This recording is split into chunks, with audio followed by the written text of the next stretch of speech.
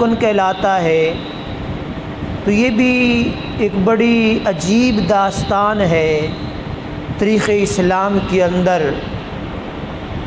کہ ایک شخص جس نے اللہ تبارک و تعالی جل شانہ سے دعائیں مانگیں اور طویل عرصہ اللہ کے حکم کے مطابق دعا مانگتے رہے، اور کم و بیش علماء بیان فرماتے ہیں کہ 90 سال کے بعد اللہ پاک نے حضرت ابراہیم علیہ السلام کی اس دعا کو درجہ مقبولیت عطا فرمایا، اور 90 سال کے بعد اللہ پاک نے حضرت اسماعیل علیہ السلام کی شکل میں فرزند عطا فرمایا۔ تو اللہ پاک نے حکم دیا کہ اس کو میرے راستے میں قربان کر دو۔ تو ابراہیم علیہ السلام نے چھری پکڑ لی، رسی پکڑ لی، اور جا کر اپنے بیٹے کی گردن پر، اپنے بیٹے کے حلق پر چھری چلا دی۔ اور یہ عظیم واقعہ رب وحدہ لا شریک کو اتنا محبوب لگا، اتنا پیارا لگا کہ قیامت تک کے آنے والے انسانوں کے لیے، مسلمانوں کے لیے اللہ پاک نے اس ادائے خلیل علی نبینا علیہ الصلاۃ والسلام کو اپنی شریعت مطہرہ کا ایک اہم رکن بنا دیا، اپنا حکم دے دیا کہ فرمایا کہ یہ سنت ابراہیم علیہ السلام کی ہے، پر حکم میں اللہ وحدہ لا شریک کا ہے۔ اب اس کے اندر بے شمار نقطے کار فرما ہیں۔ تاریخ اسلام قرآن مجید برہان الرشید بالخصوص حضرت ابراہیم علیہ السلام کی اداؤں سے بھرا پڑا ہے۔ تو آج کا جو جمعۃ المبارک ہے، ہم ابراہیم علیہ السلام کے ایک کردار کا ذکر پڑھیں گے۔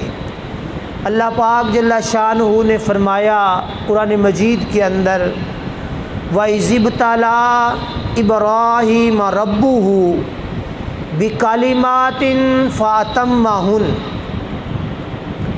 اور یاد کرو اے محمد صلی اللہ تعالیٰ علیہ وآلہ وسلم ابراہیم علیہ السلام کے اس عمل کو، اس کردار کو، اور اس وقت کو جب اللہ پاک جل شانہ ابراہیم علیہ السلام کی آزمائش فرما رہا تھا۔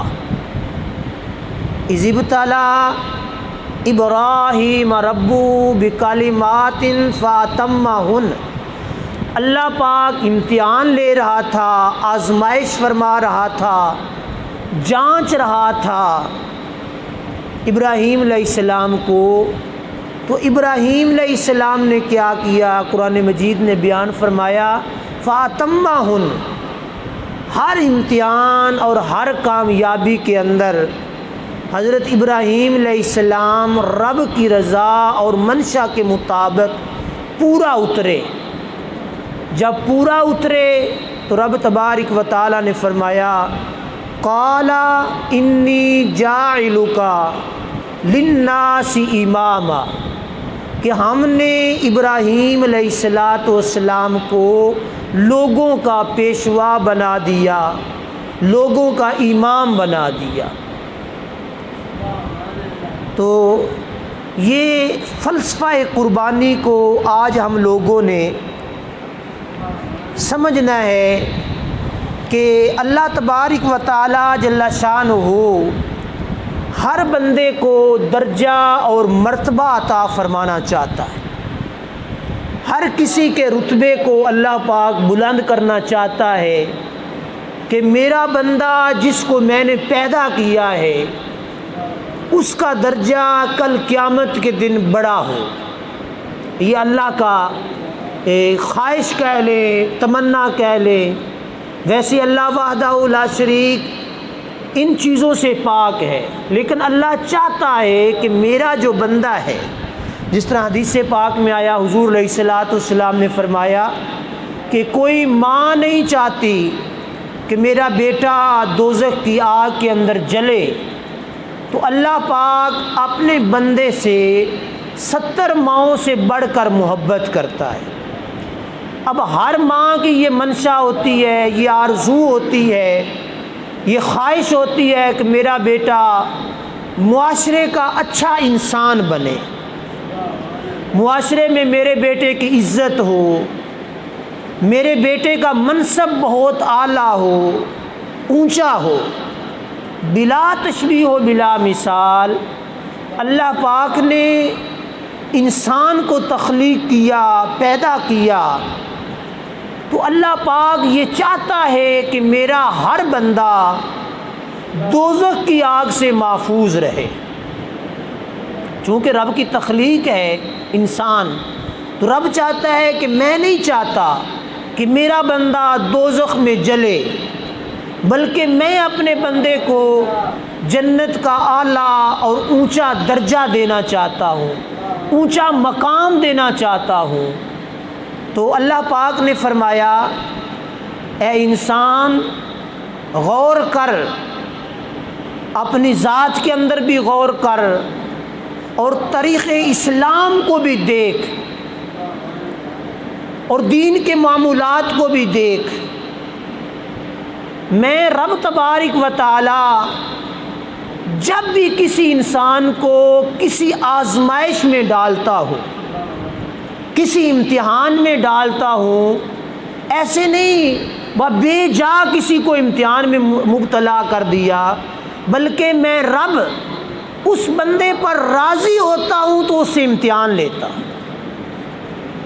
اب یہ جملہ سمجھنا ہے، میں رب اپنے بندے پر جب مہربان ہو جاتا ہوں، جب اپنے بندے سے راضی ہو جاتا ہوں، میں پھر اس کو درجہ دینا چاہتا ہوں، اس بندے کو اونچا مرتبہ اور منصب دینا چاہتا ہوں۔ تو وہ منصب دینے کے لیے پھر ایسے نہیں ہوتا کہ بغیر امتحان کے کسی کو آگے والی کلاس میں بٹھا دیا جائے۔ کسی بھی بچے کو، کوئی لائق فائق بھی بچہ ہو، کوئی استاد اپنے بیٹے کو یا اپنے رشتہ دار کو یا بھتیجے کو بغیر امتحان لیے آگے والی کلاس میں بٹھا دے تو ہم سارے اعتراض کرتے ہیں، وہ اپنا تھا تو اس کو اونچا درجہ دے دیا، اس کو بغیر امتحان کے پاس کر دیا۔ تو رب تبارک و تعالیٰ فرماتا ہے کہ میں اپنے بندے کو درجہ دینا چاہتا ہوں، تو درجہ دینے سے پہلے کوئی بھی درجہ دنیا کا حساب لگا لے، کوئی بھی درجہ اور منصب جب انسان کو ملتا ہے، اس درجے اور منصب سے پہلے ایک امتحان ہوتا ہے، اس میں سے اس نے گزرنا ہوتا ہے، اور اس امتحان میں ناکام ہو جائے پھر وہ آگے والے درجے پر نہیں چڑھ سکتا۔ امتحان میں کامیاب ہوگا پھر آگے والے درجے میں وہ بیٹھے گا۔ 5ویں کلاس میں تھا تو 6ٹھی میں بیٹھ جائے گا، 6ٹھی میں تھا 7ویں میں بیٹھ جائے گا۔ تو رب نے فرمایا بلا تشبیہ و بلا مثال، میں جب اپنے بندے سے محبت کرتا ہوں، اپنے بندے کا درجہ اور مرتبہ اور عزت اس کی بڑھانا چاہتا ہوں معاشرے کے اندر، تو میں پھر اپنے بندے کو آزمائش اور امتحان میں مبتلا کرتا ہوں۔ اگر وہ میرا بندہ میرے اس آزمائش کے اندر، امتحان کے اندر، اس جانچ پڑتال کے اندر پورا اتر جائے تو پھر میں رب کیا کرتا ہوں، میں اس بندے کو آگے والا درجہ دے دیتا ہوں، آگے والا درجہ دے دیتا ہوں۔ اب اس کا ذکر رب تبارک و تعالیٰ نے قرآن مجید کی اس آیت میں فرمایا کہ ابراہیم علیہ السلام اب اللہ کے برگزیدہ نبی ہیں، اللہ کے حضرت ابراہیم علیہ السلام اللہ کے بڑے لاڈلے اور پیارے نبی ہیں، اور خلیل کہا اللہ تبارک و تعالیٰ نے حضرت ابراہیم علیہ السلام کو۔ تو خلیل کا مطلب ہوتا ہے بڑا ہی پیارا، حد سے بڑھ کر جس سے محبت ہو اس کو خلیل کہتے۔ تو اللہ پاک نے فرمایا کہ میں نے حضرت ابراہیم علیہ السلام کو نبی بنایا، اب نبیوں میں بھی میں مرتبہ دینا چاہتا تھا، تو مرتبہ دینے کے لیے میں نے پھر ابراہیم علیہ السلام کو امتحان میں اور جانچ پڑتال میں رکھ دیا۔ اب جانچ پڑتال اس کی تاریخ اسلام نے بڑے اہم مواقع بیان فرمائے حضرت ابراہیم علیہ السلام کے لیے۔ تو سب سے پہلا جو درجہ اور مرتبہ اور امتحان تھا حضرت ابراہیم علیہ السلام کا، اپنے والد، اب سکے والد جو تھے وہ دنیا سے وفات پا چکے تھے، ان کے والد عربی زبان کے اندر چچا کو بھی والد کا درجہ دیا جاتا ہے، تو چچا تھے، انہوں نے بچپن میں آپ کو بت بنا کے دے دیا، جاؤ اس کو بازار میں جا کے بیچ کے آؤ۔ تو حضرت ابراہیم علیہ السلام، کوئی بھی بندہ سودا بیچتا ہے تو اس کی تعریف کرتا ہے، اس کی تعریف نہ کرے تو اس سودے کو کوئی بندہ خریدتا نہیں ہے۔ گندم ہے، چاول ہے، کوئی بھی اس طرح کی معاشرے کے اندر چیز ہے، اس کی تعریف کریں گے، یہ بڑی اچھی ہے، یہ نفع دے گی، اس کو بندہ خریدتا ہے۔ کوئی بندہ آ جائے وپاری، جو نہ کیے مجھ مردی بھی کوئی نہیں، سونی والی بھی کوئی نہیں، یہ تھن بھی خراب نے، خرید لوے گا۔ تو حضرت ابراہیم علیہ السلام نے اس بت کے گلے میں رسی ڈال لی، چچا نے کہا، والد نے کہا اس کو بیچ کے آؤ۔ تو ابراہیم علیہ السلام اس کو گلیوں میں گھسیٹتے پھرتے ہیں، تو آواز کیا لگاتے ہیں؟ دوسرے جو تھے وہ آواز لگاتے، یہ تمہارا خدا ہے، یہ تمہاری حاجتیں پوری کرے گا، یہ تمہاری مشکلیں آسان کرے گا۔ تو ابراہیم علیہ السلام اس کو گلے میں رسی ڈال کے گھسیٹتے جا رہے ہیں اور آواز دیتی ہیں، اس کو خرید لو، یہ اپنے نفع نقصان کا مالک نہیں ہے، دیکھ لو میں اس کو گھسیٹ رہا ہوں، یہ اپنے آپ کو نہیں بچا سکتا، چاہتے ہو تو خرید لو۔ یہ انداز تھا حضرت ابراہیم علیہ السلام کا۔ اس بت کو بیچتے ہوئے باقی جتنے بھی بھائی تھے انہوں نے وہ سارے کے سارے بیچ دیے، لوگوں نے خرید لیے، اچھا خاصا منافع لے کر آ گئے۔ تو حضرت ابراہیم علیہ السلام کے پاس ایک ہی تھا، رات کو گھسیٹتے ہوئے گلے میں رسی ڈالی ہوئی گھر لے آئے۔ والد نے کہا اس کو بیچا نہیں، فرمایا کسی نے خریدا ہی نہیں، تم نے اس کی تعریف نہیں کی، فرمایا جو اس کے اندر تھا وہ تو میں بیان کرتا رہا، اور اس کی اضافی تعریف میں نے کوئی نہیں کی۔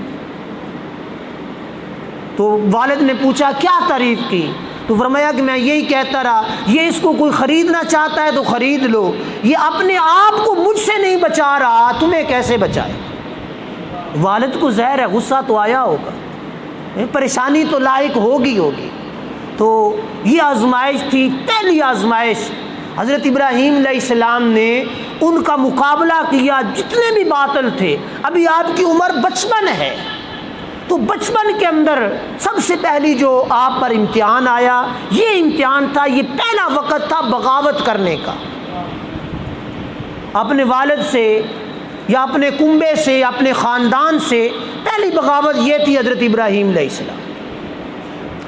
اور پھر اللہ تبارک و تعالی جل شانہ نے حضرت ابراہیم علیہ السلام کو چاند اور سورج سے آزمایا، یہ بھی ایک بہت بڑی آزمائش تھی۔ اور پھر نمرود کی سلطنت کا مقابلہ کرنا۔ اب نمرود بڑا سخت تھا، بڑا امیر بھی تھا، لیکن حضرت ابراہیم علیہ السلام نے ان سب کا مقابلہ کیا تن تنہا۔ تو اللہ تبارک و تعالیٰ نے حضرت ابراہیم علیہ السلام کی اس معاملے میں بھی مدد فرمائی۔ اور پھر تیسری جو چیز تھی وہ تھا بڑی عمر میں ختنہ کرنا۔ ہم اپنے بچوں کو چھوٹی عمر میں ختنہ کر دیتے ہیں، تو ابراہیم علیہ السلام کی یہ سنت مبارکہ ہے۔ اور دوسری چیز یہ ہے کہ حضرت ابراہیم علیہ السلام نے خود اپنا ختنہ کیا۔ یہ بڑا مشکل مرحلہ ہوتا ہے، ناممکن عمل ہوتا ہے۔ اللہ کا حکم آیا تو اللہ کی رضا کے مطابق حضرت ابراہیم علیہ السلام ہر کام کر گزرتے، تو اللہ نے حکم دیا تو حضرت ابراہیم علیہ السلام نے خود ہی ختنہ کر دیا۔ اور پھر تیسری چیز، چوتھی چیز تھی آگ میں ڈالا جانا۔ اب حضرت ابراہیم علیہ نبینا علیہ الصلوۃ والسلام کو آگ میں ڈالنے کا واقعہ اس وقت پیش آیا جب ان کے ہاں ایک رسم پائی جاتی تھی، وہ سارے کے سارے خداؤں کو جمع کرتے، اکٹھا کرتے اور قربانی کیا کرتے تھے۔ قربانی کر کے اس کا گوشت تھالوں کے اندر رکھ لینا اور اس کو لا کے ان بتوں کے سامنے رکھ دینا، ایک ان کا دن ہوا کرتا تھا۔ تو ان سب نے حضرت ابراہیم علیہ السلام کو کہا کہ ابراہیم علیہ السلام، یہ ہم نے یہاں پہ یہ سارا ساز و سامان رکھ دیا ہے اور ہم لوگ جا رہے ہیں بڑے لوگوں کے پاس، بڑے خداؤں کے پاس، یہ جو رکھے ہوئے ہیں ان کی تو دیکھ بھال بھی کرنا، ان کا خیال بھی کرنا۔ وہ سارے چلے گئے۔ حضرت ابراہیم علیہ السلام نے کیا کیا، بڑا ہتھوڑا لیا، کلہاڑا لیا، اور سب کو جتنے بھی تھے ان سب کو کسی کی ٹانگ توڑتے گئے، کسی کا سر پھوڑتے گئے، کسی کو زمین پر گراتے گئے، سب کا انہوں نے ستیہ ناش کر دیا۔ اور جو سب سے بڑا تھا اس کے کندھے کے اوپر وہ کلہاڑا رکھ دیا۔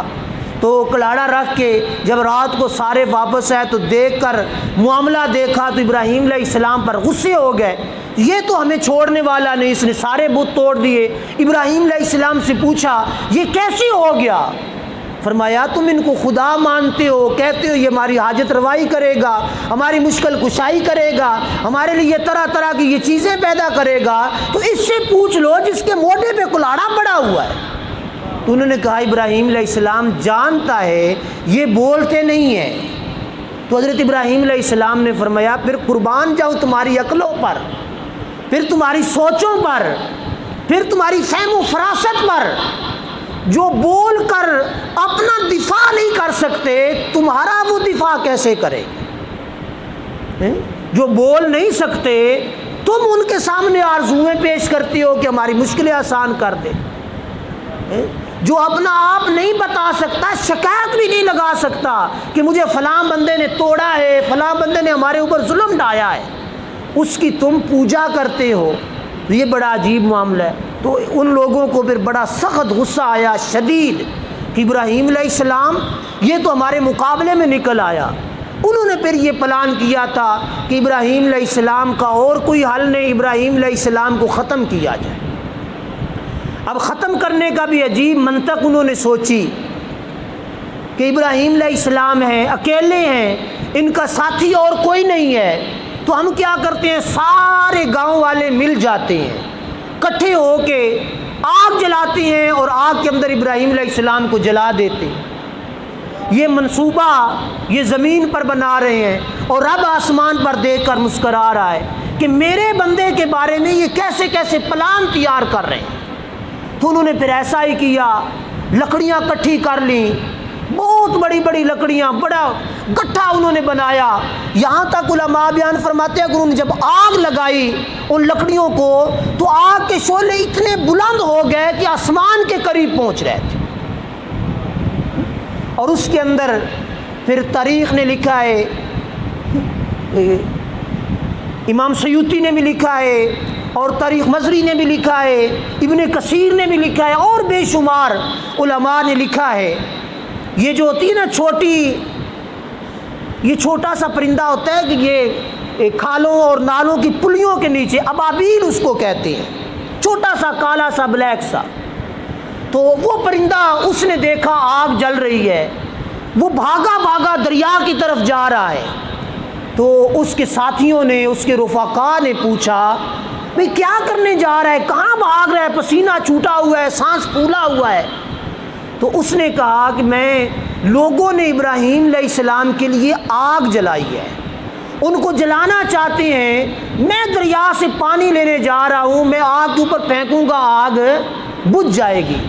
انہوں نے کہا بھئی سیانا میانا ہے تمہیں، یہ تیری چونچ کتنی کا ہے، تیرا وزن اور وجود کتنا کا ہے، ایک قطرہ یا آدھا قطرہ تیری چونچ کے اندر پانی کا آئے گا، آگ جو ہے وہ آسمان تک پھیلی ہوئی ہے اور ڈھیر سارے رقبے کے اندر پھیلی ہوئی ہے، تو اس کے قریب بھی گیا تو جل جائے گا۔ تو اس پرندے نے آگے سے کہا مجھے بھی پتہ ہے جل میں ضرور جاؤں گا، لیکن میرا نام ان لوگوں میں لکھا جائے گا جو ابراہیم علیہ السلام کے ساتھی ہیں۔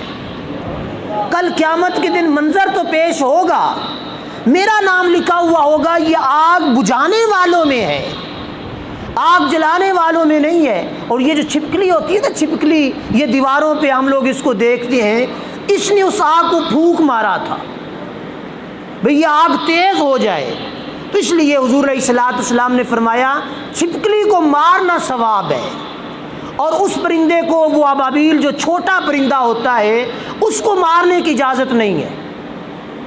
یہاں تک علماء بیان کرتے ہیں کہ اس کا شکار بھی نہیں کیا جا سکتا۔ رب تبارک و تعالیٰ نے اس کے اندر یہ خصوصیت اس لیے رکھ دی کہ جلانے والے اور بجھانے والے، ہم لوگ آج اپنے گریبان کے اندر جھانک کر اپنی ذات کا مطالعہ کریں کہ کیا ہم لوگ دین کو بچانے والے ہیں یا دین کو بجھانے والے ہیں۔ دین اسلام کے پیروکار تو ہم لوگ ہیں ہی ہیں، لیکن دین کو اضافت کرنے والے، دین کا پرچار کرنے والے یا دین کو ختم کرنے کی کاوش اور روش میں ہم لوگ لگے ہوئے ہیں۔ یہ ہمارا اپنا ضمیر اور اپنا دل ہمیں فیصلہ کر کے بتا دے گا۔ تو یہ امتحان تھا حضرت ابراہیم علیہ نبینا علیہ الصلوۃ والسلام کا آگ میں ڈالا جانا، اور پھر پانچواں امتحان تھا اپنے لاڈلے بیٹے کو ذبح کرنا۔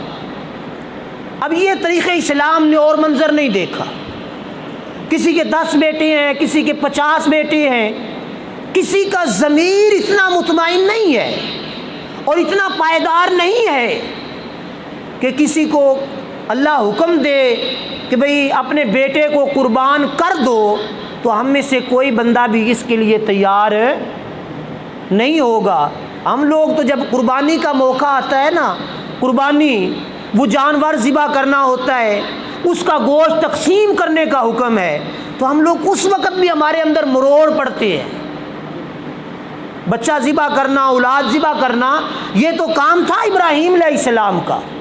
ہم لوگوں کو رب نے حکم دیا کہ بیٹے میں ذبح نہیں کرواؤں گا، لیکن سنت ہے میرے خلیل کی، اس کو تازہ ضرور رکھوں گا۔ تم کیا کرنا؟ تم جانور کو ذبح کرنا۔ تو ہم وہ جانور ذبح کرتے ہوئے بھی ہزارہا بہانے، ہزارہا ہمارے پاس ایسی چیزیں ہوتی ہیں کہ ہم لوگ اس سے بچ ہی جائیں کسی زاویے سے۔ سمجھ آئی میری بات؟ تو ابراہیم علیہ السلام وہ ہیں 90 سال کے بعد رب وحدہ لا شریک نے بیٹا دیا، اور قرآن کہتا ہے فلما بلغ معه السعي قال یا بنی انی ارى فی المنام انی اذبحک فانظر ماذا ترى۔ جب بیٹا چلنے پھرنے کے قابل ہو گیا، انگلی پکڑ کے حضرت ابراہیم علیہ السلام کے ساتھ بیٹا چلتا ہے۔ اب یہ چشمے تصور میں لائیں کہ بیٹا جب بڑھ رہا ہو، بیٹا 10-11 سال کا ہو جائے، اس وقت وہ باپ کی ہمت اور طاقت اور جواں مرتی بنتا ہے کہ نہیں بنتا؟ کتنی طاقت اس بیٹے کے اندر باپ کی ہوتی ہے، باپ پھر فخر کرتا ہے۔ تو اگر حکم آ جائے اس کو قربان کر دو، کوئی کر سکے گا؟ حکم آ جائے بیٹا پیدا ہوا 90 سال کے بعد رب نے اولاد عطا فرمائی، اور حکم ہو جائے جنگل میں چھوڑ کے آ جا، کسی کی ہمت یہ حوصلہ برداشت کر سکے گا؟ ہمارے اندر تو اتنا بھی نہیں ہے، بچہ پیدا ہوا ہے، اسپتال میں پیدا ہوا ہے، باپ اور ماں اور رشتہ دار باقی جو ہے وہ اسپتال سے گھر نہیں آتے۔ سمجھ آئی میری بات؟ تو یہ کس کا کام تھا؟ حضرت ابراہیم علیہ السلام کی ہمت، اور ہمت کہاں سے آئی؟ رب تبارک و تعالیٰ نے عطا فرمائی۔ کیوں کہ رب نے فرمایا کہ ابراہیم علیہ السلام میں آزمانا چاہتا ہوں، میں امتحان لینا چاہتا ہوں، اور امتحان لینے کے بعد پھر میں تمہیں درجے عطا فرمانا چاہتا ہوں۔ تو اللہ تبارک و تعالیٰ نے حضرت ابراہیم علیہ السلام کا امتحان لیا اور فرمایا کہ اپنی اولاد کو ذبح کر دو۔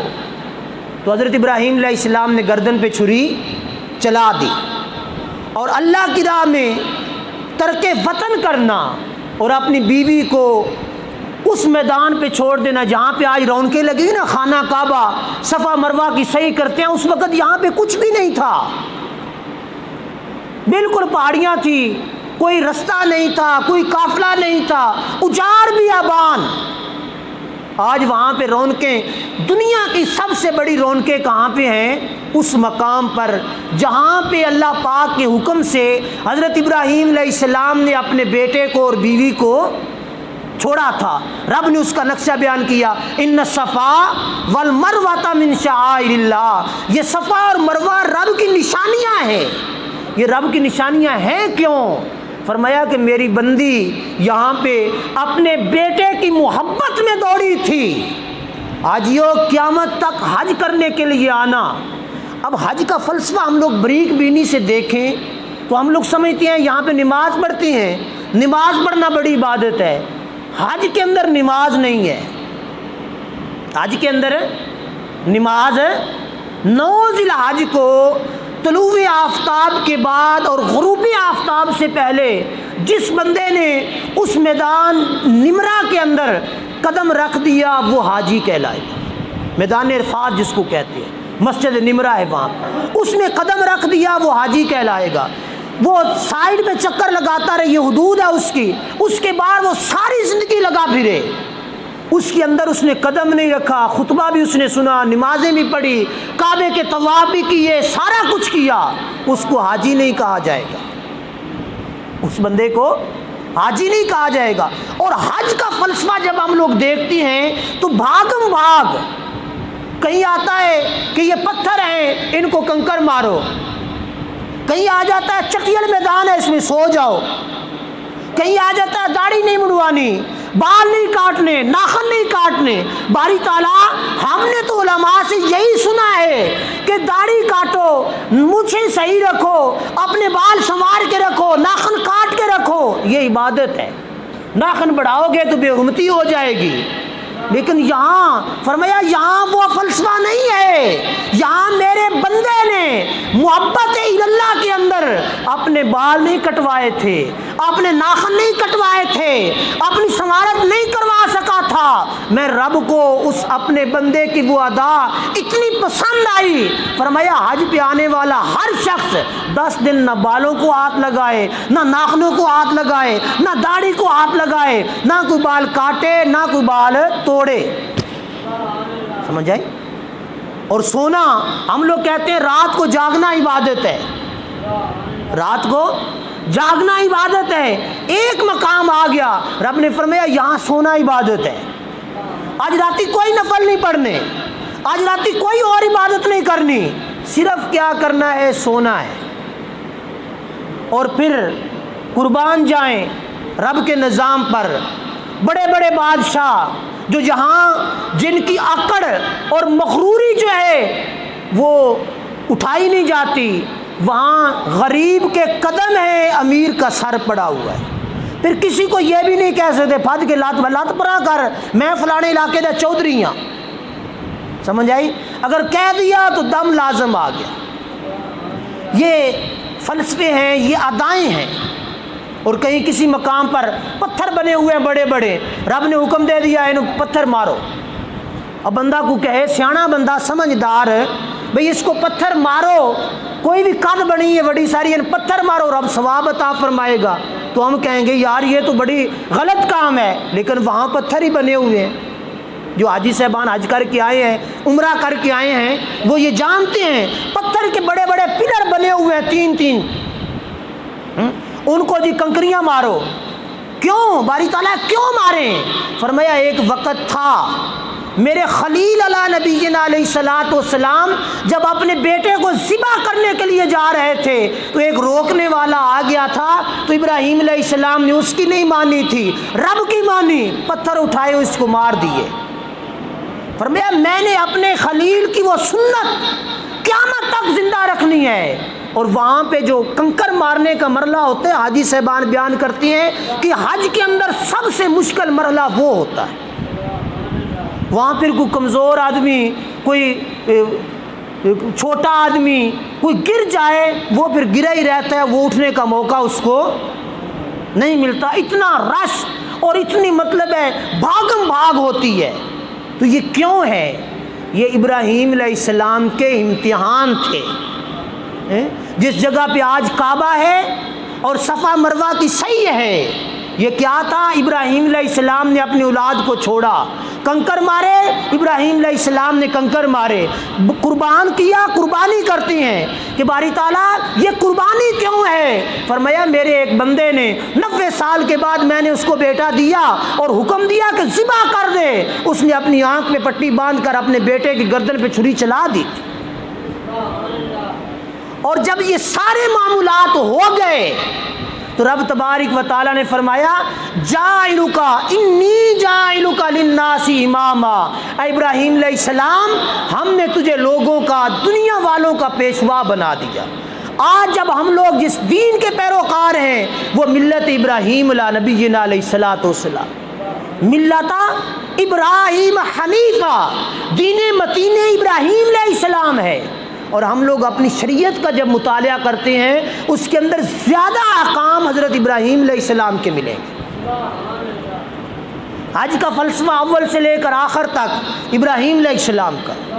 تو یہ جو قربانیاں ہوتی ہیں، یہ جو نمازی ہوتی ہیں، یہ جو احکام اللہ ہوتی ہیں، یہ ایسے نہیں ہوتے۔ یہ جو زکوٰۃ ہم سے مانگی جاتی ہے، یہ صدقہ مانگا جاتا ہے، یہ اس طرح کے باقی جتنے بھی معاملات ہوتے ہیں، یہ کیوں ہوتے ہیں؟ رب کا حکم کیوں ہے؟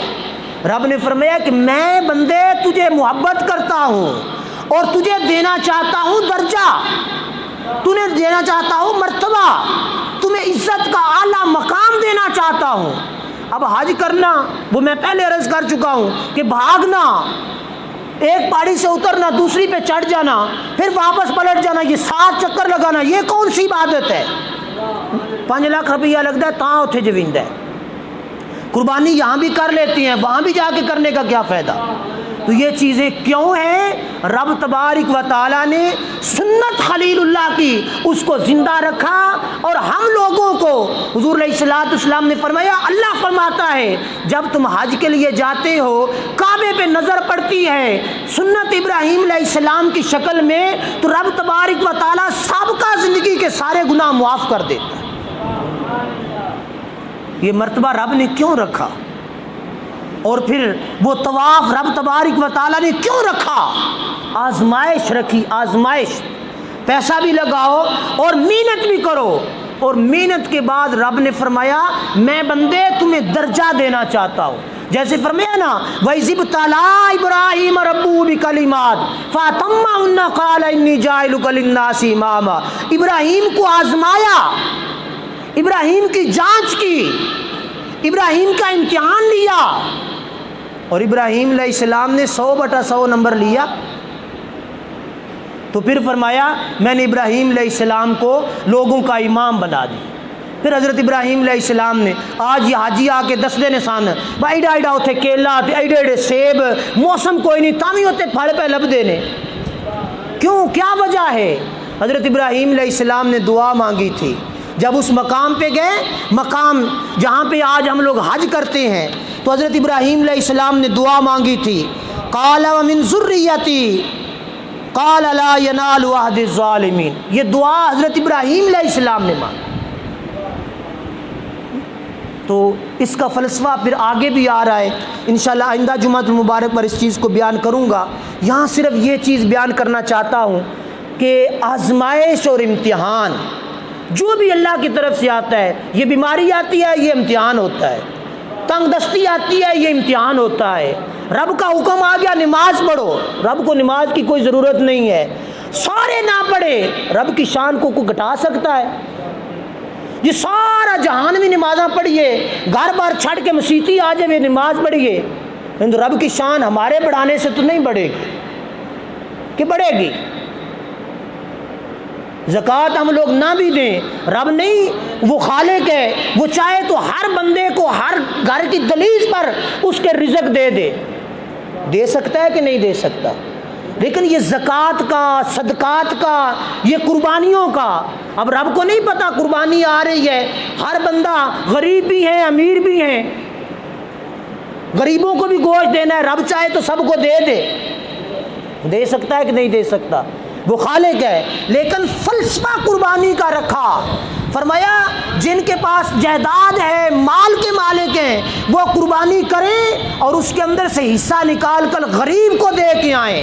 اس وقت جب وہ بندہ اپنے ہاتھ میں شاپر پکڑتا ہے یا گوشت پکڑتا ہے، رب کی رضا کے لیے وہ چل پڑتا ہے غریب کے دروازے پر، اس وقت میں رب کی رحمت لپک کر دیکھ رہی ہوتی ہے، میرا یہ بندہ اس نے اپنے پیسے سے قربانی کی، گوشت شاپر میں ڈال کر غریب کو دینے جا رہا ہے، فرشتوں گواہ ہو جاؤ میں نے اس کی قربانی کو قبول کر لیا۔ سمجھ آئی؟ تو جب ہمارے اندر مروڑ ہو، ہمارے اندر پریشانی ہو کہ ہم لوگوں نے قربانی تو کی ہے پر وہ بڑا کم خراب ہو گیا، مال ہو 7000 روپیہ لگ گیا ہے، اس واری لیلا میں 20,000 دا لیا قربانی کیتی ہے تو میں دیا وہاں جا کے غریبان، پھر وہ قربانی نہیں ہوتی، پھر وہ صرف خون بہانا ہوتا ہے۔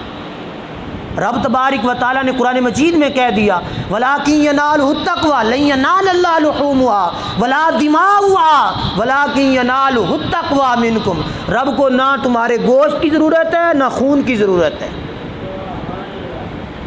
وہ لوگ تھے نا بادشاہ لوگ، وہ پرانے ابراہیم علیہ السلام کا ذکر میں نے پہلے بھی کر دیا، وہ گوشت ان کے آگے رکھ دیتے تھے پرات کے اندر ڈال کر، اور خون ان کے آگے رکھ دیتے تھے، ان کو خون کی ضرورت ہے رب ہمارے کو۔ تو رب نے فرمایا جو ہمارا خالق ہے مالک ہے، اس نے فرمایا مجھے نہ خون کی ضرورت ہے نہ مجھے گوشت کی ضرورت ہے۔ کس چیز کی باری تعالیٰ تجھے کس چیز کی ضرورت ہے؟ فرمایا وہ تمہارے دل کے اندر جو نرمی، تمہارے دل کے اندر جو محبت، تمہارے دل کے اندر جو اخلاص، تمہارے دل کے اندر جو پیار ہے، میں رب کو اس پیار سے، اس محبت سے محبت ہے۔ تم لوگ اگر دنیا کے لیے کرو گے تو پھر قربانی کرو گے، اگر رب کے لیے کرو گے تو میں رب اس قربانی کے عوض تمہیں کتنے درجے عطا فرماؤں گا۔ حضور علیہ السلام نے فرمایا قیامت کے دن وہ قربانی کا جانور کھروں اور سینگوں سمیت اس کے سامنے آ جائے گا اور کہے گا میری پشت میں سوار ہو جا، تو نے مجھے قربان کیا تھا۔ یہ پل صراط بڑا مشکل ہے، ایک پلک جھپکنے سے پہلے اوپر بٹھا کے پار کروا دے گا۔ یہ کہاں سے آئے گا؟ یہ رب کی آزمائش اور امتحان میں جب ہم لوگ کامیابی حاصل کریں گے، زکوٰۃ دے کے پھر ہم لوگوں کو بتائیں کہ میں نے زکوٰۃ دی، وہ پھر فائدہ نہیں دے گی۔ نماز پڑھ کے لوگوں میں اعلان کریں گے کہ میں نے یہ ایک بڑا کام کیا، نماز پڑھ لی، حج کر کے لوگوں کو بتائیں کہ میں نے حج کیا ہوا ہے، پھر وہ نفع نہیں دے گا۔ نفع وہ عمل دے گا جو سنت ابراہیم علیہ السلام کے مطابق خفی طور پر ہمارے دل کے اندر جو رب کی محبت ہوگی، اس محبت کا صلہ اور درجہ اور اجر ملے گا۔ پھر رب تبارک و تعالی ہمارے مرتبے، ہماری عزتیں، ہمارے درجے اتنے بلند کرے گا کہ دیکھنے والا دیکھتا رہ جائے گا اور مومن اپنے درجے لے جائے گا۔ کب؟